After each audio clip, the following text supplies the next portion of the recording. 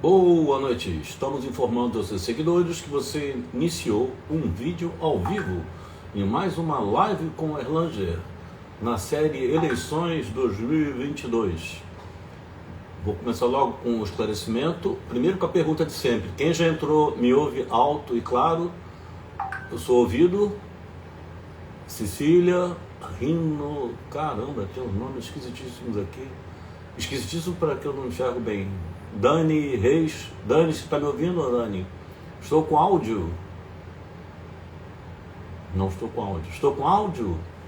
Então vou aproveitar enquanto eu estou falando sozinho, sem que me respondam, para dizer que eu estou tentando. Obrigado, Dani. Eu estou tentando também entrevistar candidatos no chamado campo conservador. Obrigado, PB Locke. Boa noite, Darla. Só tem que ele não está acontecendo uma coisa muito estranha, porque não estou conseguindo entrevistar pessoas do campo conservador. E como vocês devem saber, eu como jornalista, eu me sinto obrigação, eu não tenho que dizer se eu sou progressista ou conservador. Eu acho que o papel do jornalista é você abrir um leque de candidatos para que você possa escolher, obviamente, dentro do limite, vamos dizer assim, do razoável. Conservador é uma coisa, fascista, antidemocrata, isso eu não tenho muito interesse em entrevistar. O advogado já entrou aqui com habeas corpus para participar. Começar com uma comemoração que o Causídico teve uma grande vitória hoje, vamos falar a respeito. Boa Doutor, noite, Erlanger. Quanta honra. imagina, uma alegria tê-lo aqui e eu dizer que a gente vai. Não poderíamos ter programado melhor. Que começamos com uma comemoração, a sua ação para impugnar a candidatura lá do Gabriel Monteiro, né? Foi bem É, sucedida, né?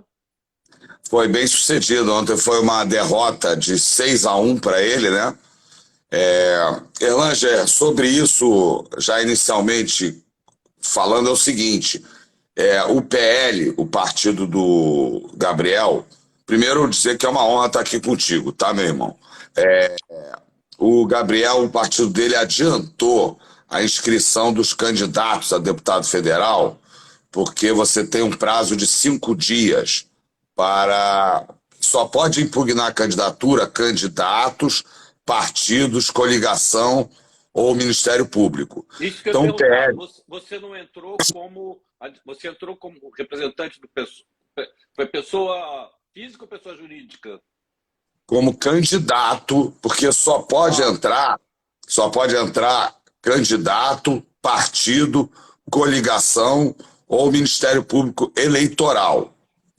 Então, eles adiantaram a inscrição, o registro das candidaturas a deputado federal pelo PL na sexta-feira e o prazo começou a contar segunda-feira, 1º de agosto. E aí, no quinto dia, eu não queria publicizar naquele momento que eu estaria entrando contra ele, porque a minha candidatura também, eu entrei com o registro, o partido, o pessoal, eu estou com o registro depois.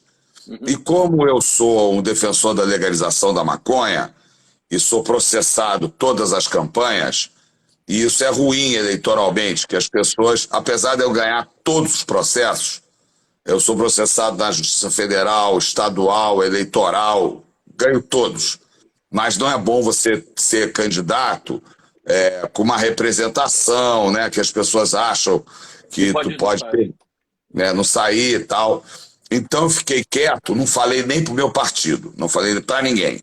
E fiquei aguardando para ver se alguém entrava com a impugnação. No último dia, no quinto dia, sexta-feira, dia 5. Até 10h30 da noite, ninguém tinha entrado. Ninguém tinha entrado.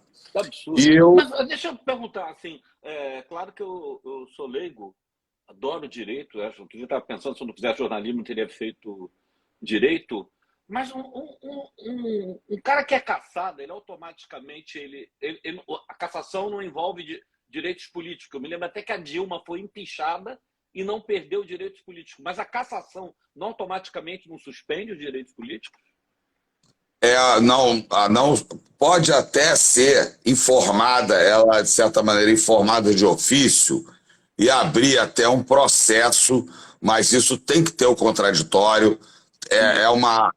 De qualquer maneira, se não entrasse com a ação, ele seria candidato. E quando eu entrei, não existia ainda a decisão da Câmara dos Vereadores. Tinha um parecer, uma decisão de um parecer favorável à cassação dele.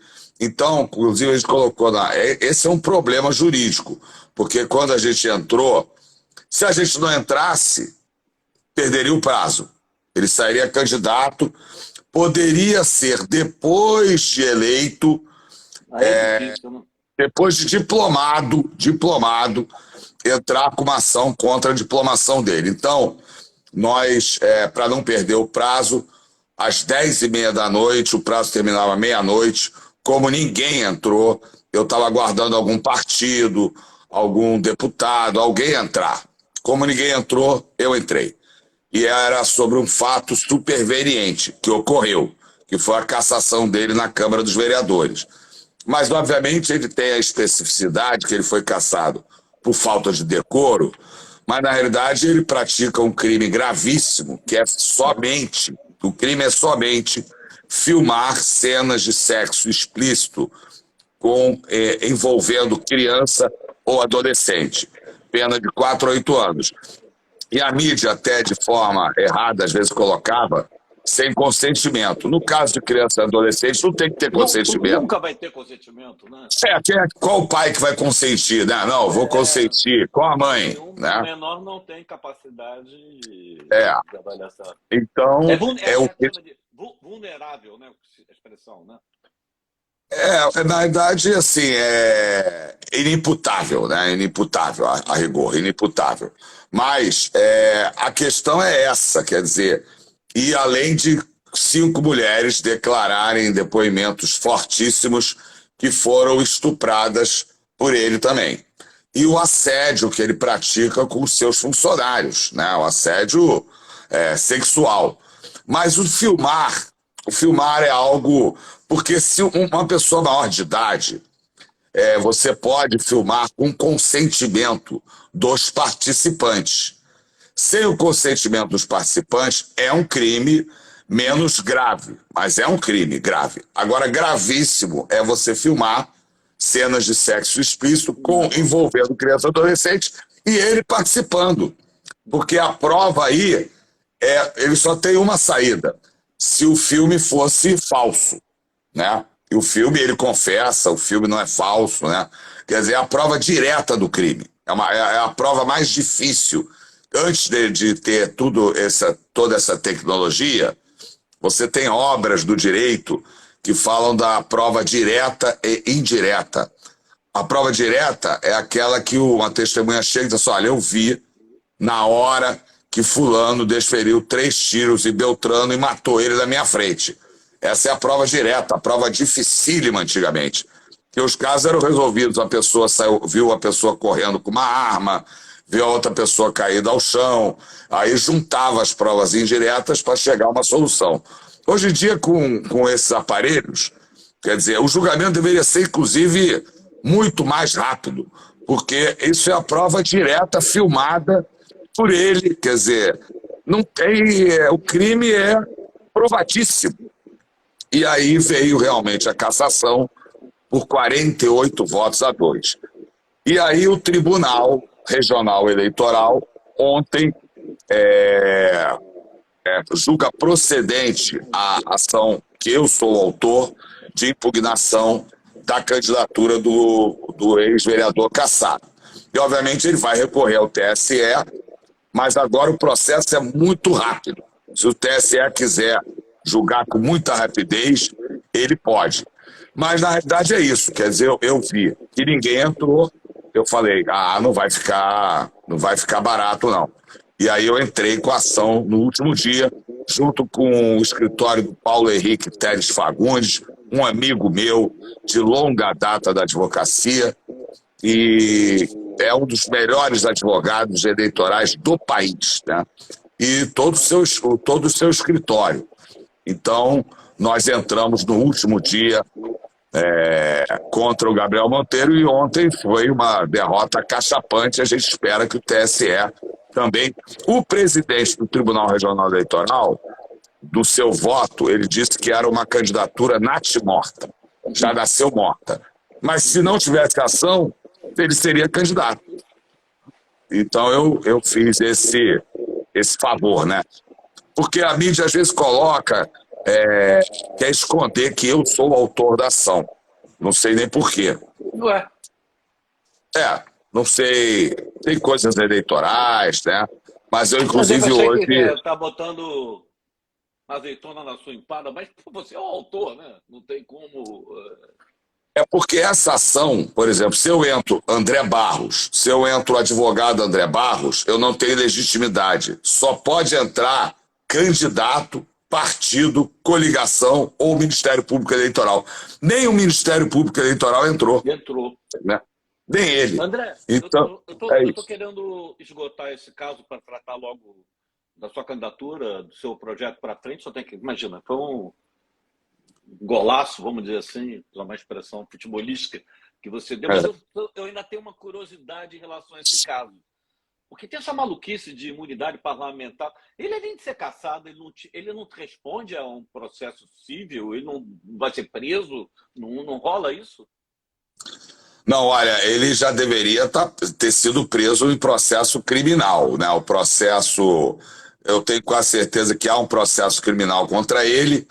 E, sem dúvida nenhuma, se ele não tivesse poder, se ele fosse uma pessoa que não tivesse poder, ele já estaria preso preventivamente há muito tempo, né? Há muito tempo. No mínimo, por garantia da instrução criminal.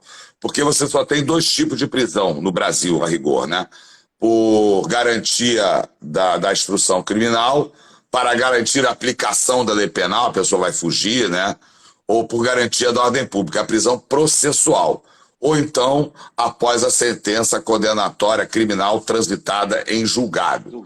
Que é também uma discussão aí, né? Porque no período do Lula e da Dilma, isso foi absurdamente mitigado. Né? Virou para botar o Lula na cadeia, né? Então... Não foi só o Lula, não. A gente vai falar sobre a justiça mais lá para frente. Mas, independentemente de ser Lula ou Dilma, o instrumento, olha como é que eu estou falando, o instrumento da prisão preventiva também virou, na minha vida, virou zona. Você prende o cara para ver se ele vira um delator, ele acaba... Eu acho que vamos calar logo a candidatura, mas assim... Mas assim, isso é importante colocar. Ela não foi usada de uma maneira muito promíscua? Claro, está certíssimo. Mas, na realidade, o que nós hoje sabemos, né, é que houve na América Latina o lawfare, que na realidade, juízes, procuradores que querem derrubar governos. Então, isso aconteceu com a Dilma, no Brasil, com o Fernando no Paraguai, ele foi cassado em 36 horas. Com o Rafael no Equador, com o Evo Morales, porque aí eu já entro na minha campanha, né? A minha campanha é baseada na Constituição Federal. E um dos compromissos do Brasil é o parágrafo único do artigo 4º, que é a República Federativa do Brasil buscará a integração econômica, política e social dos povos da América Latina, visando a formação de uma comunidade latino-americana de nações. Né? Errei alguma palavra aí, mas é essa a intenção, quer dizer, unir... Ursal?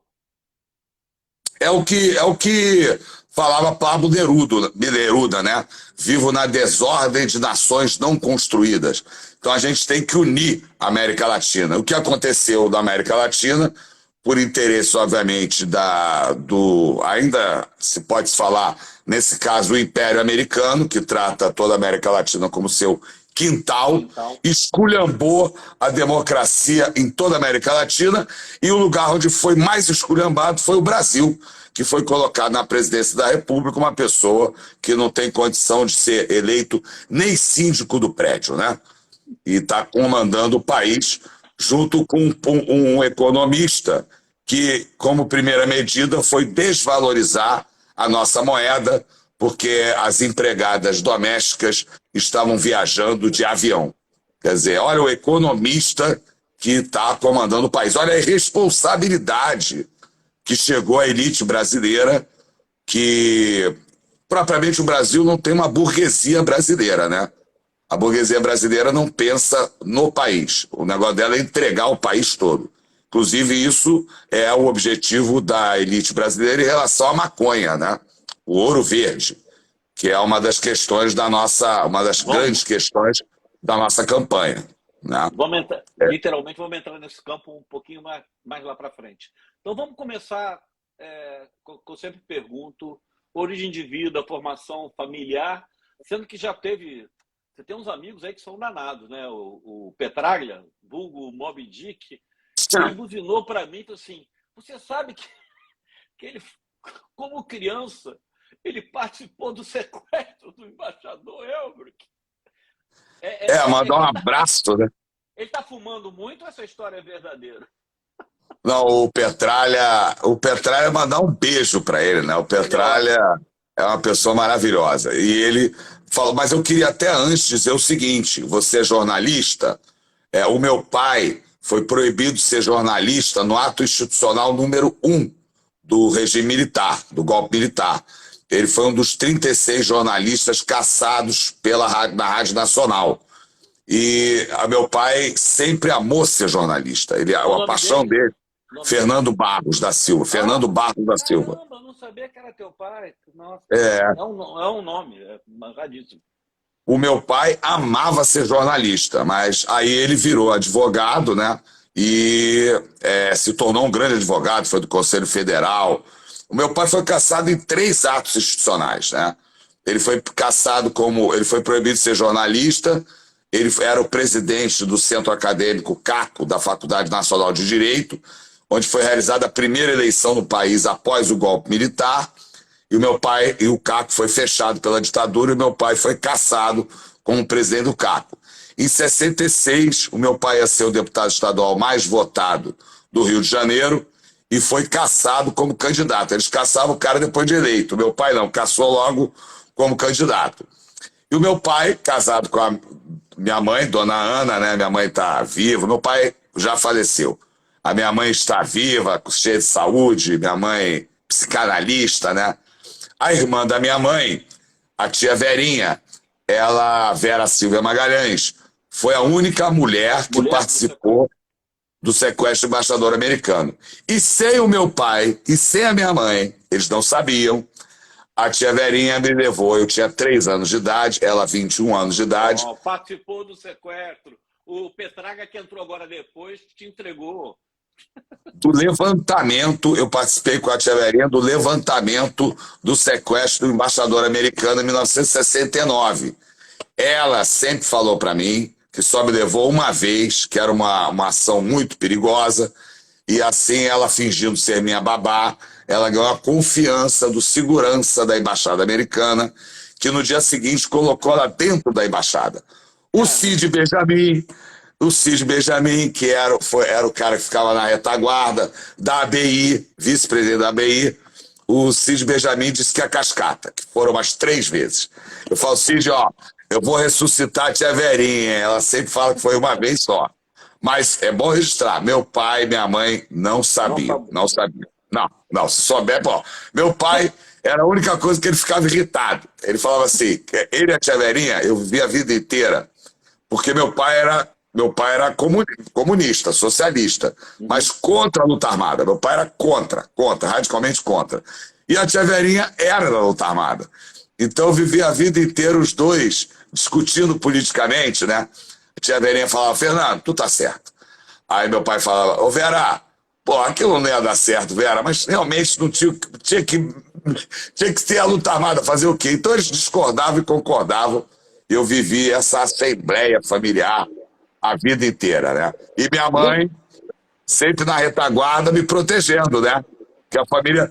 a minha avó foi amarrada num barco. A minha tia saiu daqui com 37 quilos, pele e osso. A minha tia foi a denúncia de tortura, Eu que o sei. Brasil havia tortura, porque ela saiu de cadeira de roda, né? A gente estava tratando isso de uma maneira com humor, curiosa, mas a gente sabe que a barra foi pesada. E eu perguntei isso outro dia, até foi para o pastor Henrique. Você acha que na anistia, não estava nem aqui no meu roteiro, que na anistia, que tem gente que só fomos para abertura, graças à anistia, ampla, geral e restrita, foi correto? Ainda pode ser revisto os tais dos crimes contra a humanidade? Uma coisa é você anistiar, mas assim, tem torturador, cabe isso na anistia? É imprescritível, imprescritível. Cabe, com certeza. Com certeza, é um crime imprescritível a tortura e, sem dúvida nenhuma, isso caberia, né? E esse foi um problema, porque, na realidade, o Bolsonaro, ele não é a causa, porque ele não está com essa bola toda. Ele é uma consequência de tudo isso que nós vivemos no Brasil. Dentro das Forças Armadas, eles têm suas escolas militares, né? E mentem, né?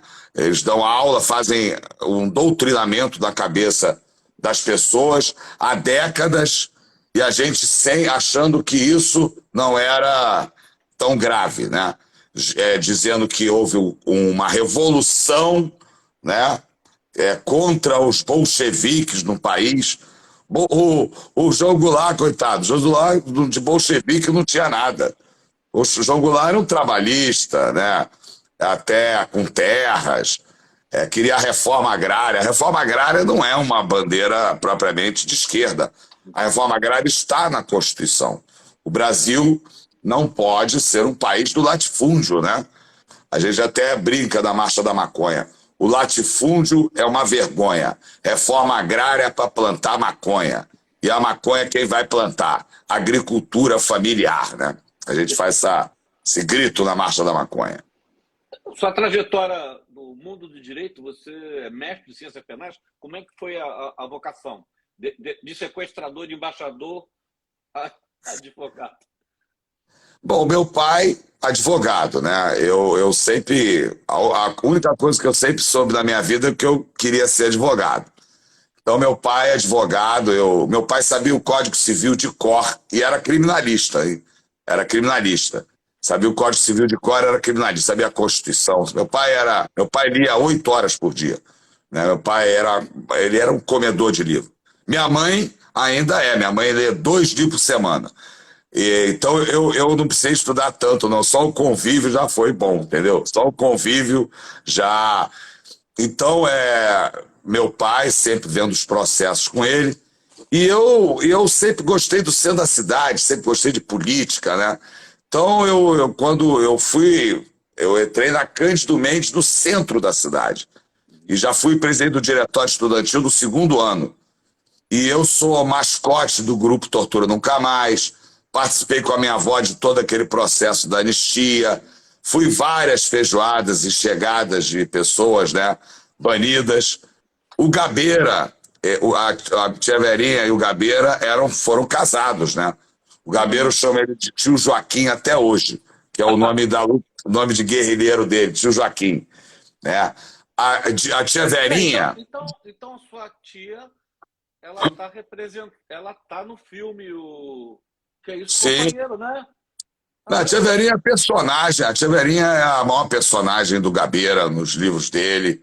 A tia Verinha, ela exatamente é a mulher que sai de cadeira de roda. É a Cláudia Abreu ou mas a tia Verinha, na verdade, as duas só a tia Verinha. A Cláudia Abreu e a Fernanda Torres. As duas. São as duas.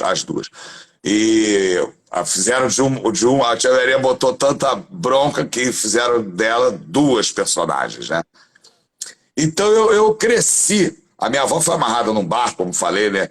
Eu cresci nessa luta, eu nasci na clandestinidade, porque na verdade a tia Verinha disse que quando nós chegamos na Alemanha, eu chamava ela em casa de tia Verinha e na rua de tia Elisa, que era o nome de guerrilheira, nome falso, né?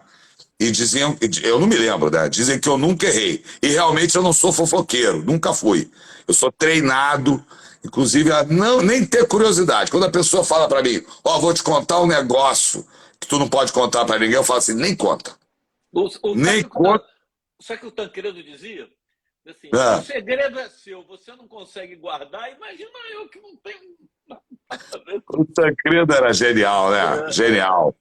Foi o Brasil é um país politicamente de grandes frustrações, né? Tivemos um presidente que se matou, meteu uma bala no coração, o outro renunciou, o João Goulart teve que sair do país para impedir o banho de sangue, e o primeiro, antes da própria eleição direta, né? O Tancredo, na véspera, morre. Ninguém acredita que ele morreu de morte natural, né? Sabe que as minhas entrevistas eu acabo me metendo assim. Eu cobri a doença e a morte do Tancredo, mas eu não ia nem comentar isso. É que nessa fase, até recentemente, a gente estava falando em quadros, a direita, os conservadores, tinham bons quadros. Era uma coisa assim, respeitáveis. Vou citar aqui Marcos Maciel, Roberto Magalhães, tem uma opção deles aí. Hoje houve uma desqualificação de até intelectual da direita. Você tem uma direita que vamos combinar, que é respeitável. Você pode ter uma discordância aqui ou ali, é um pouco diferente do fascismo e do... Você também é o autor. Você não é o autor até o Delfim Neto é muito melhor que esse Paulo Guedes. Esse Paulo Guedes é uma piada, né? O Delfim Neto é interlocutor do Lula. O Lula troca figurinha com o Delfim Neto. Você também não. Agora já estou atropelando, mas vou voltar na tua carreira ali de advogado e jurista. Você também não é o cara da ação Bolsonaro genocida? Não, só te falar, eu além de ser fundador, mascote do Grupo Tortura Local, estagiário, né? Eu fui da Comissão de Direitos Humanos da OAB durante 30 anos. E eu sou, na realidade, o único candidato do Brasil que tem uma notícia-crime contra o Bolsonaro por genocídio dos povos indígenas e comunidades quilombolas, porque ele vetou o acesso universal à água potável aos povos indígenas e comunidades quilombolas em junho de 2020, quando sequer existiam as vacinas. Então, isso aí é evidentemente o crime do genocídio da Lei 2.889, que fala submeter intencionalmente grupo nacional, étnico, racial ou religioso a condições de existência capazes de ocasionar-lhe a sua destruição física total ou parcial. Não precisa morrer ninguém, só você submeter esse grupo a essas condições capazes, então se vetou o acesso universal à água potável no meio da pandemia. Então essa notícia-crime, inclusive eu recorri, ela está na pauta do Supremo Tribunal Federal, está em tramitação agora no Brasil, e a ministra Carmen Lúcia é a relatora, e a última petição que eu atravessei foi no dia 25 de março desse ano, em razão que a CPI do Senado, ela coloca 11 páginas, praticamente falando só da minha notícia-crime. E ela destaca, no final, que só existe que ela não acredita que vá avante, mas que só existe um caso no Brasil, que é a minha notícia-crime. Só não falou meu nome, o número dela, que é 9020, né? Só não encheu minha bola. Não, mas você tem que arrumar como número o número da sua candidatura. Não, mas a minha candidatura é aperta 542 e não esquece, aperta o verde depois. Levantei a bola. Eu falei que tinha certeza que a sua campanha ia dizer para apertar alguma coisa. Mas dizer isso, quer dizer, tá parado desde 25 de março, eu acho que eles sabem que eu sou candidato e estão aguardando, porque eles sabem que se eu ganhar a eleição, e eu vou ganhar, a campanha está muito forte, nós vamos botar para cima, em cima dessa notícia-crime 9020, porque é evidente que há o crime de genocídio para que isso nunca mais aconteça no Brasil. Quer dizer, eu coloco todas as declarações do Bolsonaro contra os povos indígenas, que ele diz que a cavalaria brasileira deveria ter feito como a cavalaria americana e matado todos os índios. Todas as barbaridades estão lá para provar o quê? A intenção. Porque o crime é submeter intencionalmente grupo nacional, étnico, racial ou religioso a condições de existência, capazes de ocasionar a sua destruição física total ou parcial. Então, eles sabem que se eu ganhar a eleição, eu vou para cima dele, porque é o seguinte, para chegar em Haia, no Tribunal de Haia, você tem que passar pelo Brasil, uma questão de soberania. Para chegar no Tribunal de Haia, você tem que mostrar, se aqui não for feito nada, se o Estado brasileiro for omisso, isso é uma condição para você ir para a Haia. Então, eu vou para frente, sendo eleito, vou para cima do Bolsonaro no genocídio, e estou dando uma oportunidade ao Supremo Tribunal Federal, à Justiça Brasileira, de fazer bonito para o mundo, e se eles se omitirem, eu tenho a condição de chegar no Tribunal de Haia. Porque os que estão em Haia só vão ter condições a rigor, pode até acontecer algo fora do riscado, né? Mas só, mesmo as que estão em Haia só podem prosperar com a minha, que é a única no Brasil. Eu posso ter a prova de que o Estado brasileiro foi omisso num crime de genocídio, onde o Brasil assinou um tratado internacional após a Segunda Guerra Mundial para combater o genocídio no país, com mais de sei lá quantos países do mundo, né? O termo genocídio foi criado por um advogado judeu, né, em razão do crime, que é um crime contra um grupo, né? Contra um grupo, né? Então, Mas eu não essa é sabia. mais uma. A sua ação é restrita a. Mais do que o suficiente, mas é restrita aos povos indígenas. Eu achei que tratava da Não, questão da Covid não. como um todo. Não, eu também coloco a Covid, mas assim, mais para. Porque é o seguinte: esse crime é evidente. É contra os povos indígenas e Porque tem comunidades declaração, quilombolas. né? Não, não, é uma barbaridade. Ele faz um veto num projeto de lei desse Congresso conservador, que, na situação de vulnerabilidade na época, sem vacina, dos povos indígenas, comunidades quilombolas, os povos indígenas têm povos isolados, inclusive, e a primeira medida é o acesso universal à água potável.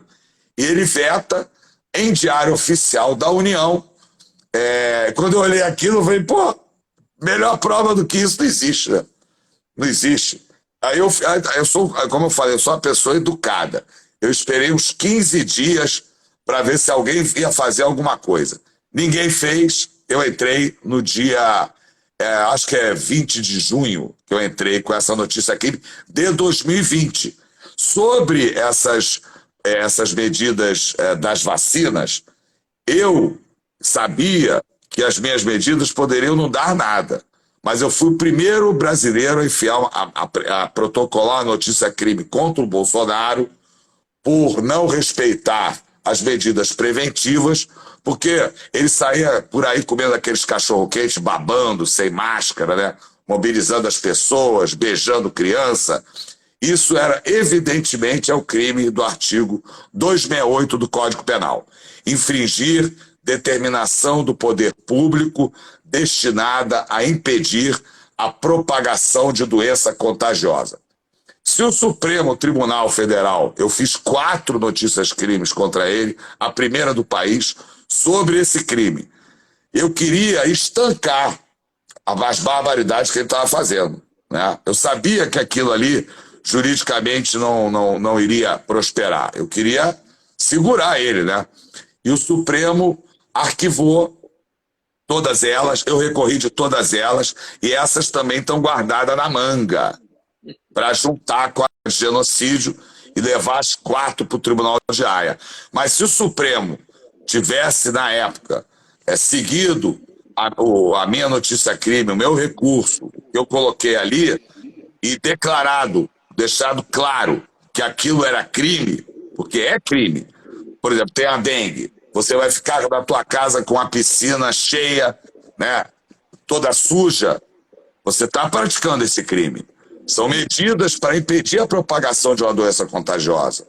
Então, e ele, pior, que ele sanciona, ele descumpre as leis que ele sanciona. Ele descumpre a Constituição e descumpre as leis que ele sancionou. Então, se o Supremo tivesse levado a sério as minhas 4 notícias crimes, milhares de pessoas no país não teriam morrido. E eu acho o seguinte, ele é um defensor da ditadura militar. Na ditadura militar, eles matavam as pessoas e desapareciam com os corpos. E as famílias não podiam enterrar seus entes queridos, né? Isso que acontecia. Então, acho que a Covid, ele viu muito parecido com a ditadura militar, porque na Covid as pessoas morriam torturadas, né? Asfixiadas, nem oxigênio tinha direito nos hospitais, e depois de mortas, as famílias não podiam enterrar seus entes queridos. Então, acho que o Bolsonaro, ele viu aí, né, algo parecido com o que se fazia na ditadura militar. Não há dúvida nenhuma que ele é um nazista, né? Porque fascista, porque ele é nazista porque ele ataca um grupo nacional, ele ataca os povos indígenas, ele ataca os quilombolas. Então isso é nazismo, né? E o crime de genocídio é o crime do nazismo.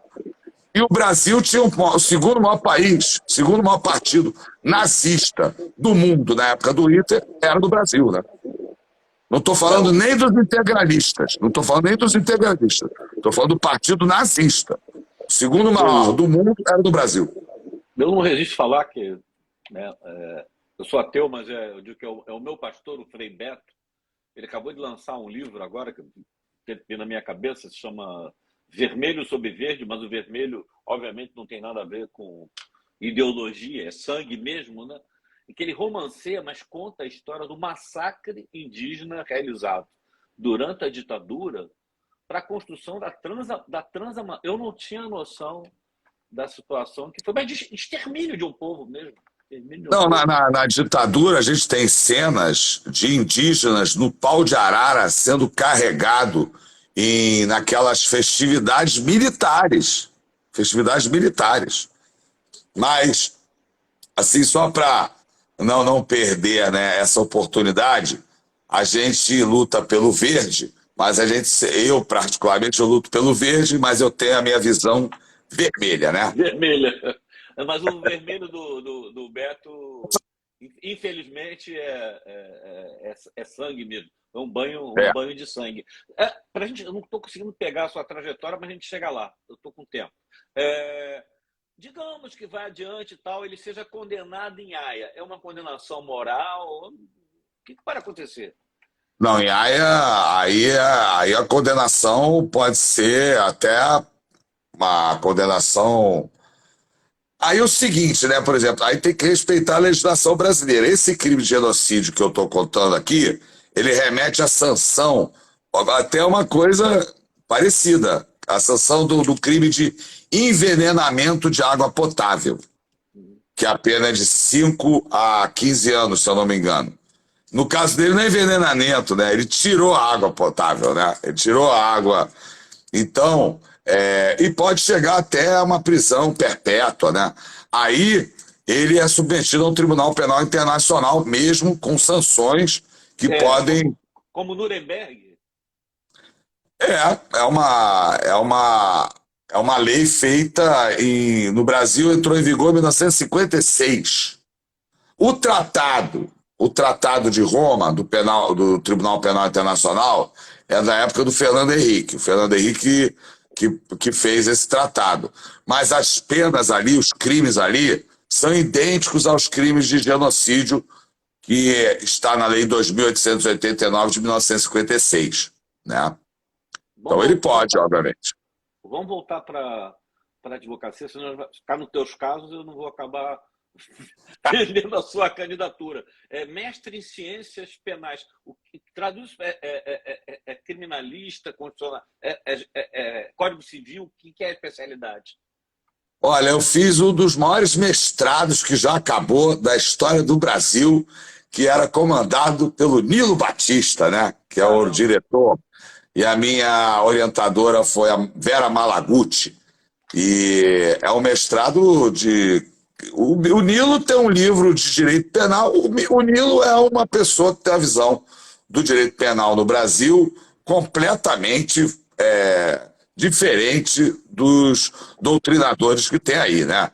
Então, a minha dissertação, inclusive, foi a acumulação do poder punitivo. Eu disse que no Brasil não há substituição, que o Foucault escreveu tanto, né? No Brasil sempre existiu a acumulação do poder punitivo contra os pobres, os negros, né? Então, mas aí ficou muito caricaturado o mestre em ciência penal por causa do meu vídeo, né? Nas campanhas, que é um sucesso, né? Fiz novamente, onde eu falo, meu nome é André Barros, 56 anos, carioca, mestre em ciência penal. Sou advogado da Marcha da Maconha e candidato a deputado federal.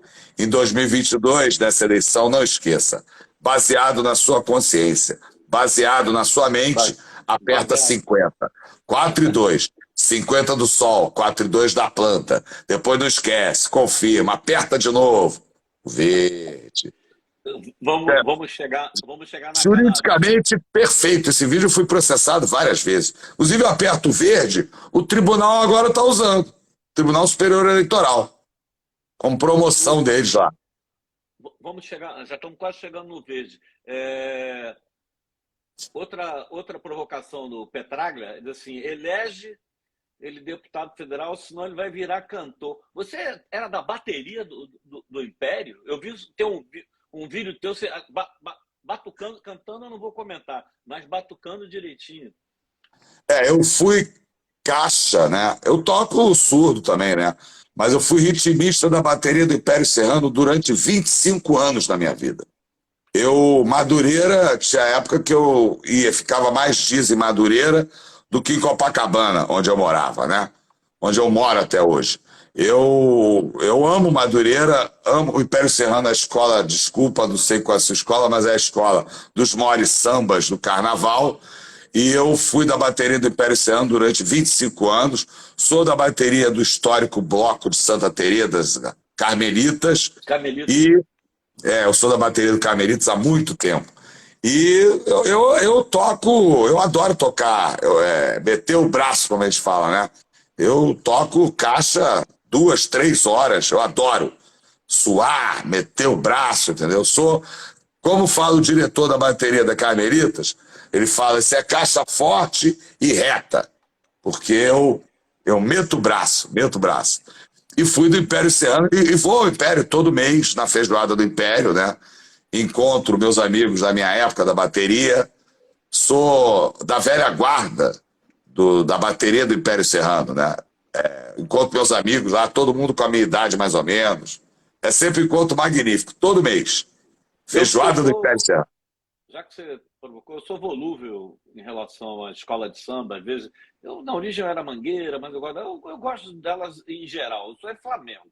Eu sou Flamengo. Agora, falou em Madureira, para mim, a minha melhor referência, se você é lá do samba, é a Estrela de Madureira, que tem um dos sambas enredos do Aragão, né?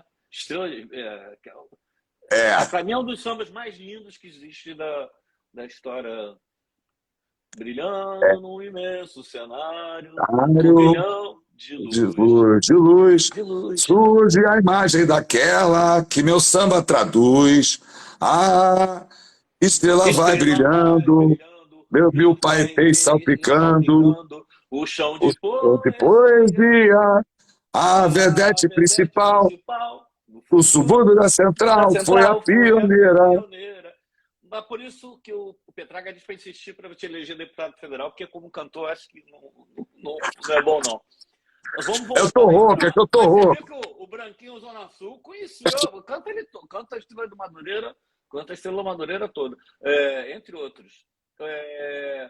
Voltando para o campo aí do jurídico, do judiciário e da advocacia. OAB, eu quero fazer uma provocação, acho que ninguém caça mais ninguém por isso. A OAB, quando eu comecei a militar no jornalismo, era uma instituição, você tinha ABI, OAB e tal. A OAB, primeiro, não amancebou-se, e dois, não virou uma coisa muito corporativa. Eu fico chocado.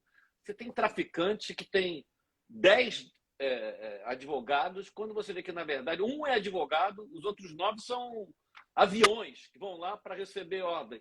Outra coisa também, você pega assim, os maiores salários do Brasil são de advogados, vão ver desses advogados, eles são advogados que estão defendendo quem roubou dinheiro público, não esquece Lava Jato, é gente que roubou e devolveu. Então, esses advogados, de certa forma, estão sendo pagos pelo tal chamado de dinheiro público que está bancando. A OAB não precisava passar por uma, sei lá o quê. Você está entendendo a minha crítica? Claro. Isso é um problema, porque o princípio da ampla defesa é um princípio que nasce contra o império do rei, na Revolução Burguesa.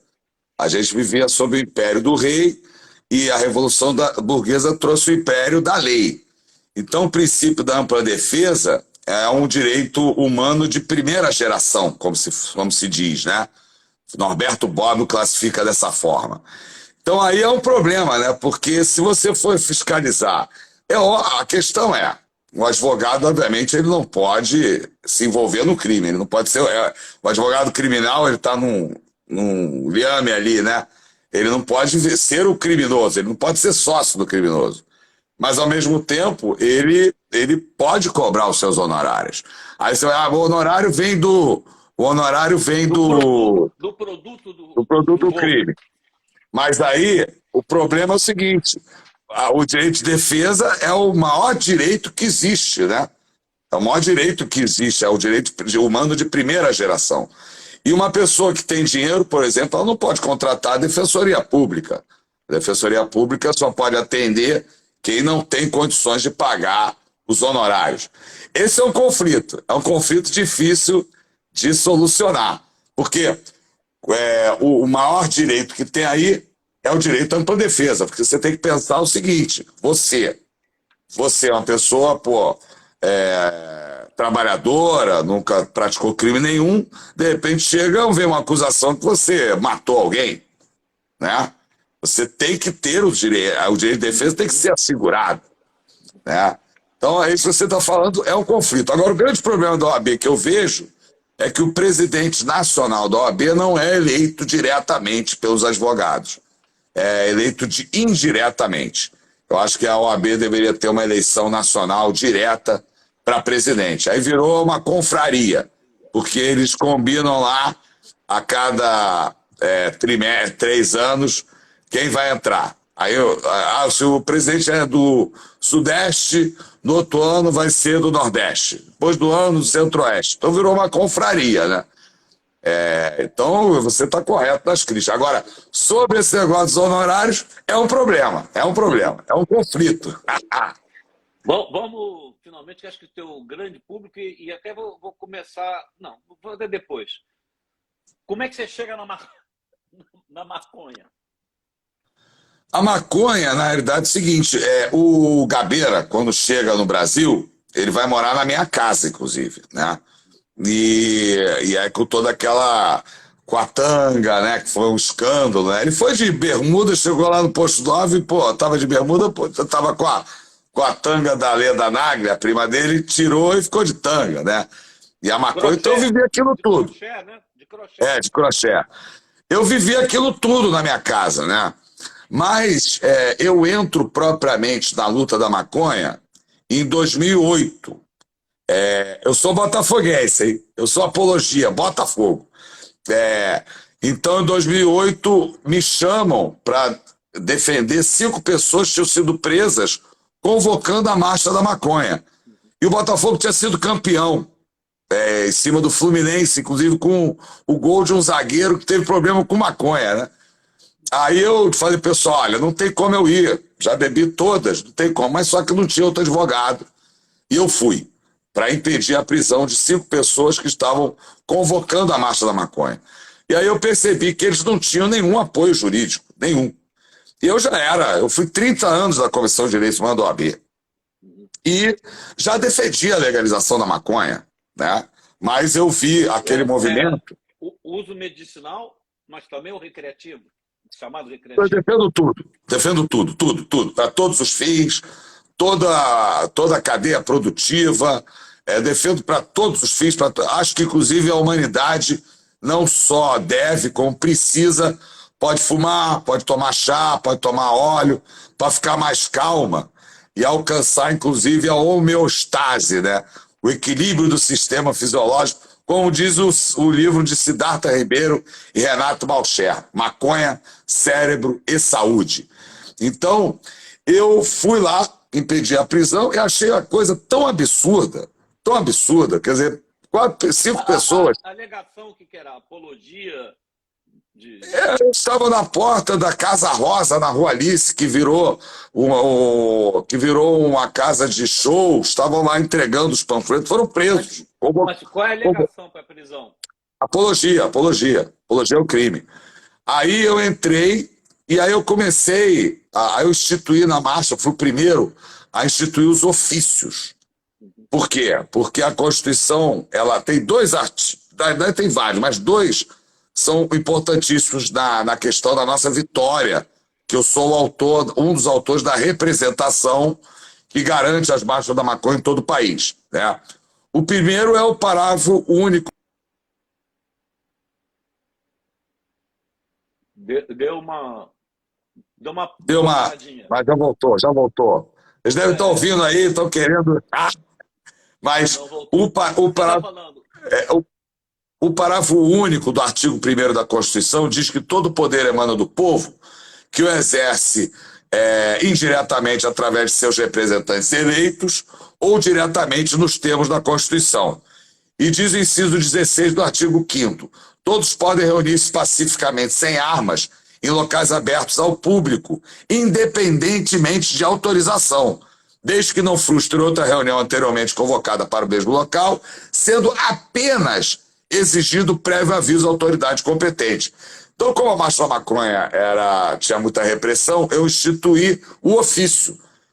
Avisar o dia, o horário, o trajeto, tudo.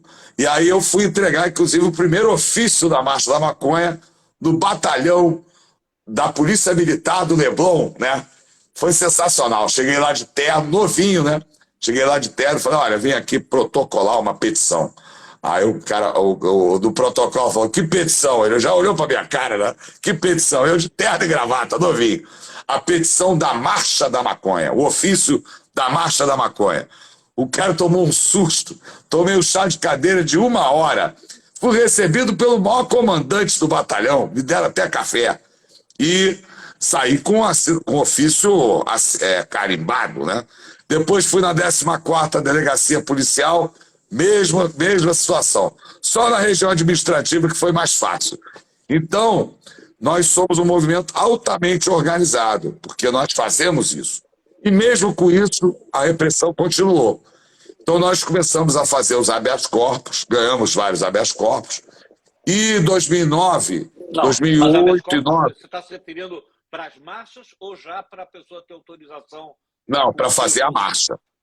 Tá. Para fazer a marcha. A gente tinha o salvo-conduto que ninguém que participasse da marcha seria preso por apologia. Tá. Aí, em 2009, 2008, 10 marchas da maconha foram proibidas no Brasil inteiro. Então, nós fizemos, baseado nesses artigos que eu falei, além da livre a manifestação do pensamento, sendo vedado o anonimato, o princípio da privacidade, né? Também é livre a manifestação, é livre a expressão da atividade intelectual, artística, científica e de comunicação. Tudo isso nós fizemos, nós denunciamos esses 10 juízes e 10 promotores que proibiram as marchas da maconha em 10 lugares do país, à Procuradoria-Geral da República, em 2009. Aí a Procuradoria, baseada na nossa petição, nossa representação, ela moveu 2 ações: a arguição de descumprimento de preceito fundamental e ação direta de inconstitucionalidade, dizendo que a marcha da maconha não praticava crime nenhum. Esses processos ficaram parados. Em 2011, a marcha da maconha de São Paulo foi brutalmente reprimida, as imagens foram para o país inteiro, e o grande ministro Celso de Mello, nosso decano, que saiu do Supremo, infelizmente, logo agora, né? Celso de Mello não poderia sair agora. Aí o nosso decano levou a DPF 187 para julgamento, nós ganhamos de 9-0, quer dizer, quem conhecia a Constituição no Brasil éramos nós, maconheiros e maconheiros, não os juízes, procurados, promotores, e a decisão é a seguinte: nenhuma autoridade no Brasil pode interpretar que a Marcha da Maconha está praticando crime de apologia. Nenhuma. Essa é a decisão. Se qualquer marcha da maconha for proibida no país, cabe uma reclamação ao Supremo Tribunal Federal. Né? Então essa é a minha história aí. Eu comecei na marcha da maconha assim, né? Mas, assim, tirando a marcha, quando você bota a hashtag legalize STF, não é mais em relação à marcha, é a legalização da maconha, independentemente de uso medicinal, também do uso recreativo, é isso? E já emendando, você também coloca como hashtag, achei interessantíssimo, agro, é que você reconhece, sem querer encaminhar a resposta, não só a questão da liberdade de uso, né, do cidadão, mas também como um viés de crescimento econômico. Acabei empurrando aí a resposta. Explica esse... Não, maravilha. Maravilha. Não, quando é legaliza STF, é em razão de um recurso extraordinário, 635659, que já tem 3 votos a favor da descriminalização do consumo e do porte de pequena quantidade e também plantar pequena quantidade para uso próprio. Que nós estamos falando de 3-0, o ministro Alexandre já devolveu o voto dele e esse julgamento não termina. Já são 11 anos esse julgamento não termina. Inclusive, se eu ganhando a eleição, nós vamos ao Supremo Tribunal, porque eu não vou ficar só no Congresso. Eu vou ser eleito. Eu até não gosto de misturar para o pessoal não confundir, às vezes achar que eu sou candidato pelo Rio de Janeiro. Eu morei em Brasília uma época, fui presidente da Comissão de Direitos Humanos da OAB de Brasília, fui conselheiro da OAB de Brasília e conheço Brasília na palma da minha mão. Eu não vou ficar só no Congresso. Eu vou para o Superior Tribunal de Justiça, para o Supremo Tribunal Federal, para cobrar que esse julgamento termine. Agora, então esse julgamento é só em relação ao artigo 28 da Lei 11.343, que é o artigo do consumo ou plantar pequena quantidade para uso próprio. Então, quando a gente fala legaliza STF... Falo, recreativo ou medicinal? O direito de plantar para consumir, seja lá por que seja. Aí está ligado, inclusive, ao direito da privacidade. O Estado não tem nada que se meter com o que eu coloco no meu corpo. Se eu quero fumar, tomar óleo, o Estado tem nada. O Estado, inclusive, não pode se meter nem dentro da minha casa. Quer dizer, se eu tiver a fim de plantar maconha dentro da minha casa, eu estou garantido pelo princípio constitucional, né? Que fala... Isso lá atrás, eu fui comprar, já parei com isso, era uma coisa de um suplemento alimentar, que tinha que ser importado. Aí a Anvisa embargou, dizendo que não tinha. Mas como? Não era, quem é o Estado para decidir o que eu vou consumir, desde que eu não esteja criando nenhum problema para outro? Eu acho que está no... Não sei se eu estou cometendo um erro de voto vinculante, mas proibir o cidadão de usar um complemento alimentar é igual a maconha. Você falou, se eu não estiver causando mal a ninguém, o que eu estou tomando dentro de... Você pode chegar e enfiar a cara em cachaça, enfiar a cara e queria... Isso é lobby da indústria farmacêutica? O que é isso? Você está falando uma questão muito grave que está acontecendo hoje em dia. Você tem no Brasil 19 medicamentos e suplementos alimentares sendo vendidos nas farmácias brasileiras a R$2.000, R$3.000 das transnacionais da indústria farmacêutica. Enquanto isso, nós brasileiros não podemos sequer plantar no Brasil para fazer o insumo farmacêutico no Brasil. A Anvisa tem uma resolução, uma RDC número 327, no artigo 18, que diz o seguinte: para fins de fabricação e comercialização de produtos de cannabis em território nacional, no Brasil, né, a empresa deve importar o insumo farmacêutico na forma de granel vegetal ou produto industrializado. Não pode plantar aqui. Não pode plantar aqui. nem para fazer produto de cannabis, né? Então, isso também, eu estou dando esse exemplo porque eu vou eleito federal, deputado federal, eu vou atacar muito no CAD, que é o órgão de defesa da concorrência, porque essa lei, ela está... É pior que dumping, né? Porque o dumping, o que é o dumping? É cartel, é cartel. É, mas é pior que o dumping. O dumping é quando você tem um país estrangeiro, tem um excedente, e ele vai em outro país para vender aquele excedente abaixo do preço de custo, para derrubar os concorrentes, depois ele monopolizar o mercado. Isso é o dumping. No caso aí, é uma vergonha, é pior que o dumping, porque proíbe nós, brasileiros, de plantar para produzir, enquanto os estrangeiros estão aqui vendendo a 2, 3 mil reais. Eu vou para o CAD esculhambar essa norma e vou no Congresso Nacional, porque a questão no Brasil não é mais se vai legalizar. A questão no Brasil é quem vai vender e quem está vendendo. Essa é a questão. Porque já está vendendo. O Mevatil é produzido no Reino Unido para tudo que é tipo de dor e para esclerose múltipla. Vendido nas farmácias brasileiras, R$ 2.800. Eu não sou contra. Quer vender Mevatil, quer vender vinho francês no supermercado, maravilha. Agora quer proibir a gente de vender o vinho do Rio Grande do Sul, o vinho da Paraíba, né, no supermercado brasileiro, é a mesma coisa com a maconha. Seria como se o supermercado pudesse vender vinho francês e proibir a gente de plantar uva para fazer vinho ou suco de vinho, ou suco de uva, né? É isso que está acontecendo com a maconha. Tem um lobby econômico aí pesado.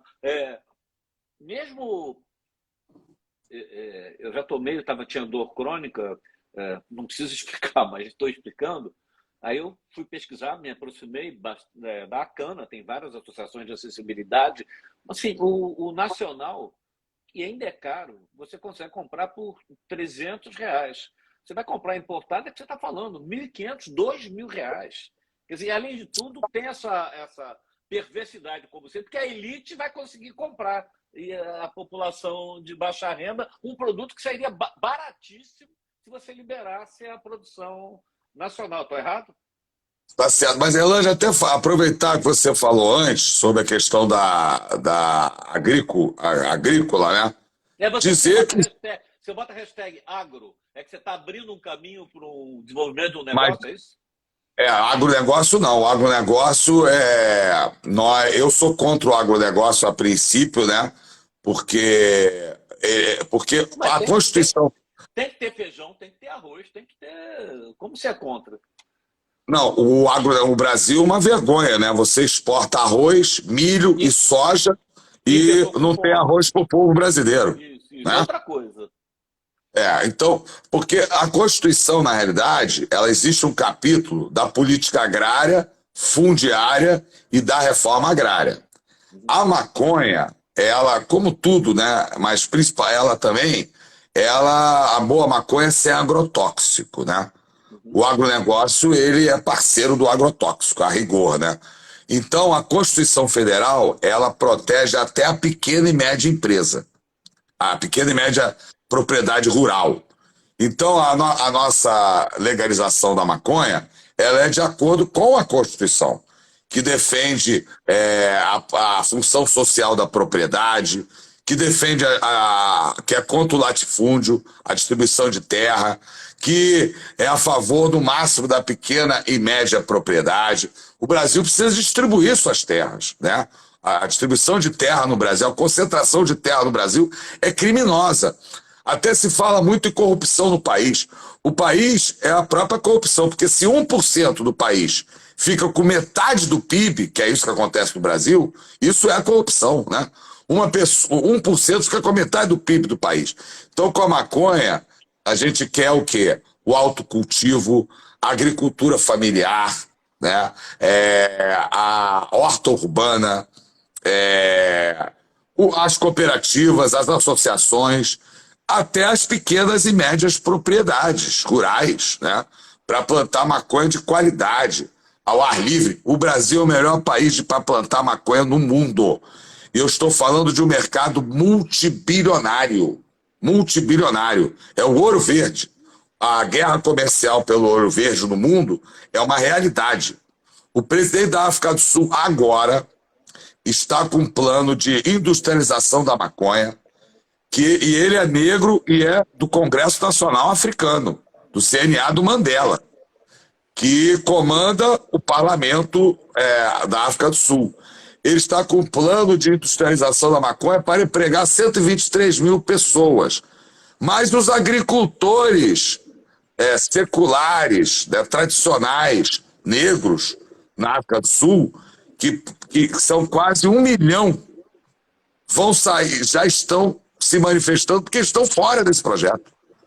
Nos Estados Unidos,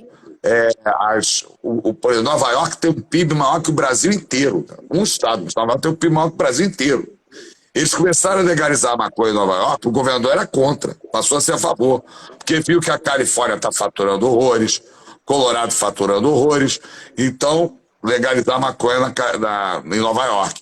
Aí os pastores negros, deputadas negras, falaram o seguinte: alto lá, nós somos a favor, desde que os negros que estão presos por venderem maconha sejam colocados em liberdade, obviamente, e que eles tenham a licença para vender maconha, porque a licença custa $500 mil. E quem está vendendo? Só branco, rico, está vendendo maconha. Que eles queiram vender maconha, e até eles falam que eles queiram vender maconha, tudo bem, agora vamos proibir os negros, que sempre venderam na ilegalidade, né? Os brancos também venderam. Aliás, o traficante, na realidade, o verdadeiro traficante, é milionário, né? Até dar um parênteses aqui, no Brasil, a gente tem 3 artigos a rigor, né? 28 é o consumo, o 33 é vender e o 36 é financiar. A maior pena é o 36, 8 a 20 anos. Né? Porque tem que ter volta aí aqui para o Rábula. O tráfico é qual desses? Não, na realidade é o seguinte, é o tripé. Se quisesse reprimir, seriam nos 3. É como uma cadeia produtiva. Você tem o comprador, que é o 28. No caso, você está dizendo o usuário? Não. É pelo fato da compra. Não, na lei de drogas, tem 3 crimes importantíssimos. Um é o comprar. O outro é o vender, que seria o traficante. E tem o financiar. O financiar é o 36, que é a maior pena que tem. 8 a 20 anos. O que vende... Esse nunca é preso. Não, esse não tem nem inquérito no Brasil. Não tem um processo no país. E eles entram nas favelas no artigo 33, que é o vender, fornecer, que é a pena de 5 a 15 anos. Eles entram em cima do varejo. Então eu vou denunciar no Congresso Nacional que não há combate ao tráfico de drogas nenhum. Que o que existe é genocídio, racismo, que essas operações policiais têm que parar, acabar imediatamente, porque os negros vivem num local pequeno, na realidade, para uma população imensa, em ruelas, e a polícia entra metendo bala, cheio de criança na rua, entendeu? Isso não pode. Isso não pode. E dizendo que está combatendo o tráfico de drogas. Se quisesse combater, ia no 36, que é o crime do milionário. É o crime do milionário. Tudo que é filme, referência americana e tal, de policial, assim, follow the money. Nunca chegam em quem está botando... Porque você acha que é o nosso traficante aí que está bancando a cocaína que vem de lá, a maconha que... Esse da favela não é traficante de nada, nem o tal do chefe, né? Isso aí. Mas a questão é o seguinte, tudo bem, tem essa questão, você tem que seguir o dinheiro para saber. Mas a questão é que tem na lei. Está na lei de drogas. Existe o crime. É o 36, pena de 8 a 20 anos. O 33 que eles entram nas favelas é 5 a 15. Então o maior crime é 8 a 20 anos. Está na lei. E eu vou para o Congresso Nacional, quando alguém começar lá a falar que tem que entrar na favela para combater o tráfico de drogas, principalmente aqui, esses deputados do Rio de Janeiro, esses últimos, né, que não tem nem decoro parlamentar, eu vou desafiá-los a me apresentar um inquérito da polícia do Rio de Janeiro no artigo 36. Não tem nenhum. Até porque o mercado sendo ilegal, né, na realidade, para fazer isso, teria que ser um mercado legal. Como o CAD. O que o CAD faz? O CAD, ele impede práticas infrativas à concorrência. Uma empresa que tem poder de mercado e quer vender abaixo do preço de custo, isso é decidido no Tribunal de Defesa da Concorrência, que é o CAD, né? Então, por exemplo, se um absurdo que o CAD fez foi aprovar a junção da Skol, da Antártica e da Brahma. Isso foi uma vergonha para a história do CAD. Mas, de qualquer maneira, isso teve que ser julgado, porque eram 3 fábricas com grande poder de mercado e hoje está aí. O presidente da Ambev é o cara mais rico do Brasil. Do Brasil. Né? E vendendo droga, né? Porque a cerveja é droga também. Inclusive o lúpulo, né? É prima, que é a planta da cerveja, é prima da cannabis sativa, da mesma família, Cannabaceae, né? E a planta da cerveja é a planta fêmea, que nem na maconha. A maconha boa é a planta fêmea. Não vou fazer nenhum elogio nem de uma nem de outra, acho incomparável, mas a gente sabe até que para, vamos dizer, vício de cocaína tem cura. Para o alcoolismo, não. Você pode ficar 10 anos sem consumir álcool. Toma um copo, volta. E a pessoa que se limpa de droga pesada mesmo, vira réu primário. E a gente sabe que a grande combinação, né, é bebida e cocaína, né? A gente sabe. Tem muita gente que bebe aí, cheira pra caramba, né? E eu sou a favor da legalização da cocaína também. Só que eu acho que tem que ser vendido na farmácia. Inclusive porque quem inventou foi a Merck, né? Foi a Merck. A indústria alemã, laboratório alemão. No século XIX. Século XIX. Pra dor de dente. Aí o Freud gostou, né? Aí popularizou, porque o Freud, para escrever aquela obra inteira dele, de cara não tem condição. Ele escreveu demais, né? O Lênin eu desconfio também, hein? O Lênin tem uma obra... Pô, a obra do Lênin, como é que a pessoa que viveu tão pouco tempo escreveu tanto, né? Eu acho que, de cara... Nem o Marx, né? O livro vermelho do Mao Tse Tung foi na base de ópio. Mas o Mao Tse Tung não escreveu tanto, né? Agora o Lênin é impressionante. O Lênin e o Freud... o Lênin e o Freud é impressionante, né? Nem o Marx, né? Nem o Marx escreveu. A gente está terminando aqui, mas eu não joguei uma casca de... No caso, não seria casca de banana, seria um... Como é que chamava antigamente? Quando vinha encaroçado, é berlotado, né? Vamos desberlotar isso aí. Vamos desberlotar isso aí. Vou jogar um berlote para você aí. E o Freixo dando essa recuada? Assim, primeiro, o Freixo era PSOL, né? E aí, para viabilizar, foi lá para o PSB. Aí agora, para se acertar com um eleitorado conservador, o que vocês estão vendo isso aí? Olha, primeiro eu acho assim, eu até falei isso, o Freixo, eu me dou bem com o Freixo. Flamenguista perturba minha vida, me dou bem com o Freixo, muito bem com o Freixo. O Freixo, ele é importantíssimo no Rio de Janeiro, a gente tem que tirar esse governador, né? Esse governador que cumpre ordem de genocídio do Bolsonaro, que aconteceu no Jacarezinho. Esse governador tem que sair, né? Então é muito importante a eleição do Freixo. Até porque essa declaração do Freixo, eu não sei porque que ele não conversou comigo.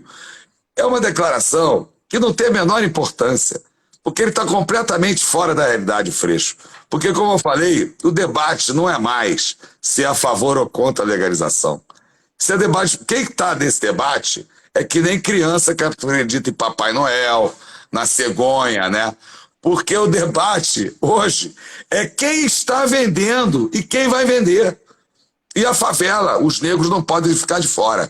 Se você tem medicamento com THC e CBD sendo vendido nas farmácias brasileiras, tem que legalizar a venda da maconha na favela, porque é tetraído canabinol. Eles estão inventando nas conversas hoje que tem o THC 0,003, 0,007. Olha, quando prende uma maconha, quando é a apreensão de uma maconha, ela vai para a perícia, a única coisa que a perícia responde é positivo ou negativo. Nunca vi perícia não dizer assim, não. É positivo, tem 000. Tudo cascata, tudo cascata. Então essa declaração do Freixo Primeiro, ficou ruim para ele, porque ninguém acreditou de lado nenhum, nem da direita, nem da esquerda. Horrível, horrível, horrível. E é uma declaração boba, boba, não tem a menor importância, porque ele está completamente fora do debate. Né? E o debate hoje é a legalização da maconha, não é a legalização da cocaína, não. A gente até defende a legalização de todas as substâncias proibidas, a pessoa pode fazer o que quiser com o seu corpo. Mas, nesse momento, a legalização, o debate mundial é o ouro verde. É o ouro verde. É um mercado multibilionário.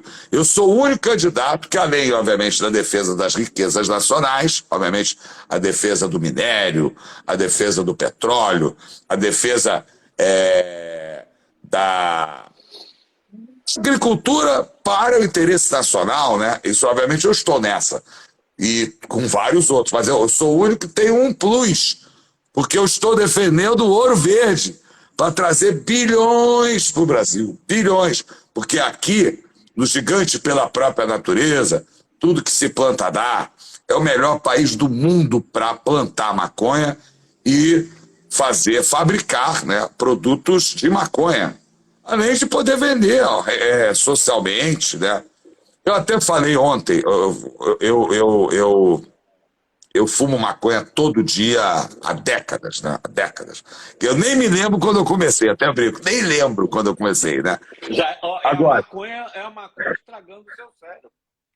O que não é assim, a rigor, porque a maconha produz neurônio, isso que a ciência descobriu, produz neurônios. Você deve ter lido isso, sabendo, o Roberto Lentes, que é o meu neurocientista favorito e tal, ele publicou há uns poucos meses dizendo que o cérebro fabrica canabidiol. Então nós somos, sabia disso? Nós somos traficantes ambulantes, a gente fabrica... Não, eu tenho o livro dele que ele fala, a gente fabrica maconha no nosso sistema.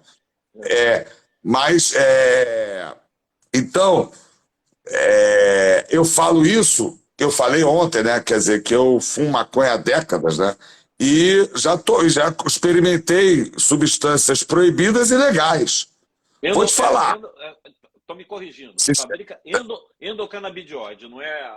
É o sistema endocannabinol. Nós temos um sistema endocannabinol natural. Nós produzimos maconha naturalmente no nosso sistema. Inclusive, ele que traz o equilíbrio do sistema fisiológico, a homeostase. Leigo, mas o que se fala é que o grande... Ia falar barato. O grande barato da maconha medicinal, que na verdade ela não é nada curativo. O que ela faz é estimular o nosso próprio metabolismo a acertar as condições, tanto de ansiedade, a dor, o que for. Ele não é uma maravilha curativa. Ele aciona. A planta aciona o sistema natural que nós já temos. Agora, eu vou te falar. 5 baseados perto de meia garrafa de uísque. Eu gosto de cachaça boa, aquela pequenininha, ou só na branquinha, né? 5 baseados perto de baixar metade de uma garrafa de cachaça. Então tem drogas muito mais. Isso é que é. Uísque.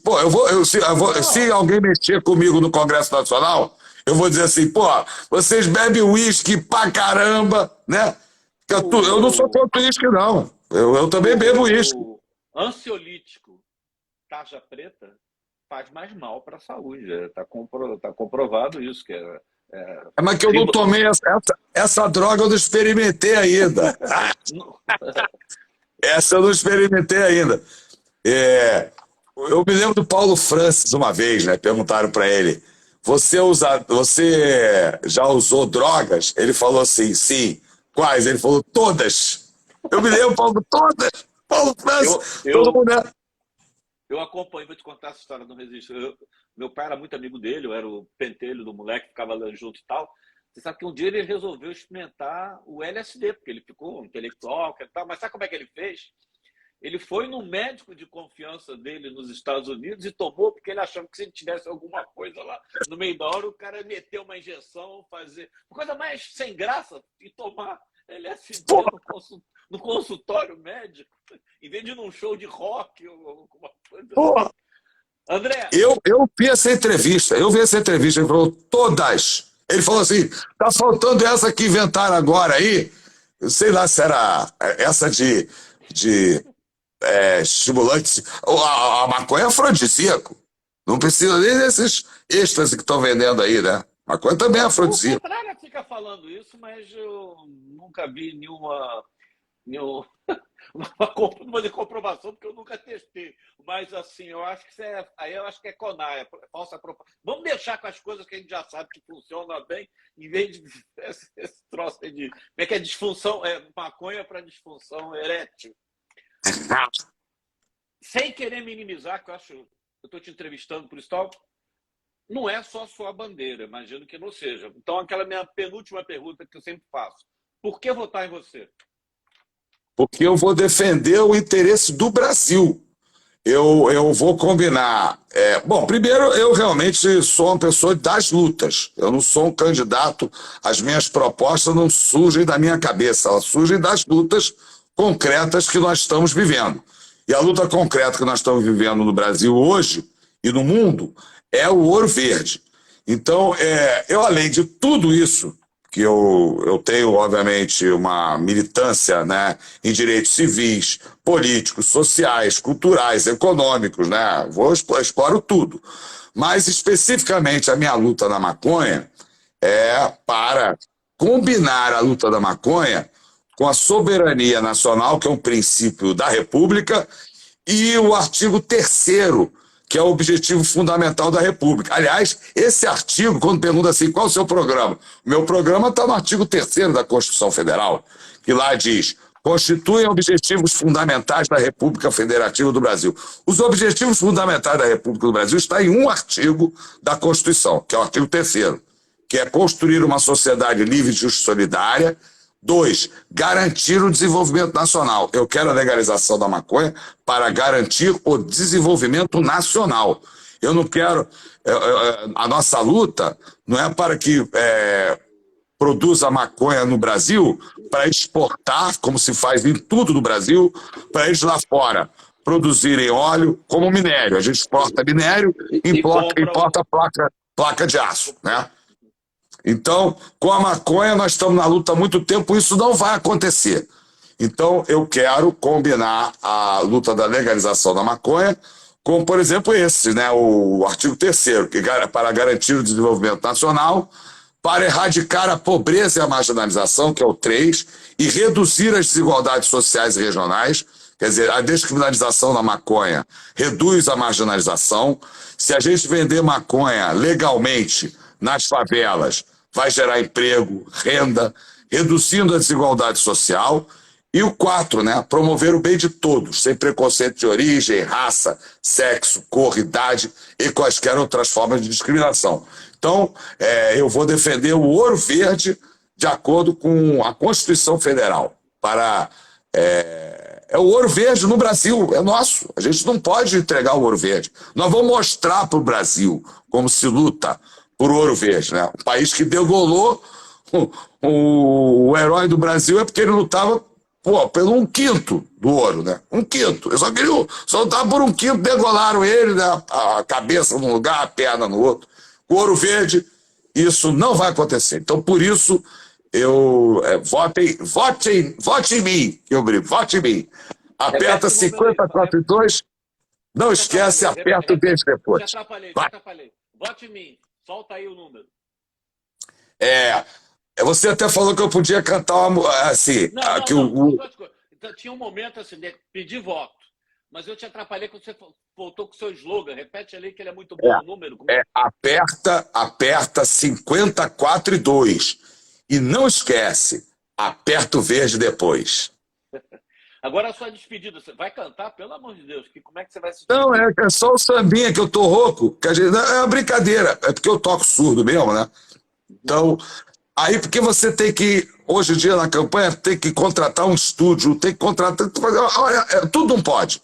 Aí eu peguei o meu terno, eu tava lá gravando, tava de terno, peguei o surdo e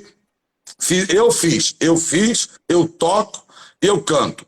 E aperta 54 e 2 E não esquece, aperta o verde depois. Só isso, só isso. André, muito obrigado. Eu acho que sem querer tomar partido, a sua proposta a gente resume a questão de legalização da maconha, mas é uma coisa muito mais, como você falou muito mais antes, acho que para começar ela é libertária, no sentido que você fala, um cidadão consome o que quiser, desde que não esteja fazendo mal a outro, não tem que o Estado se meter, e a gente sabe que a motivação nunca é a questão da saúde do cidadão, é lobby de economia, dos poderosos e tal. Te agradeço a participação. Boa sorte. Vamos ver se a gente se encontra para tomar uma cachaça. Valeu, Erlanger. Muito obrigado. Um maior papo sensacional. Muito obrigado. Um grande abraço. Abração.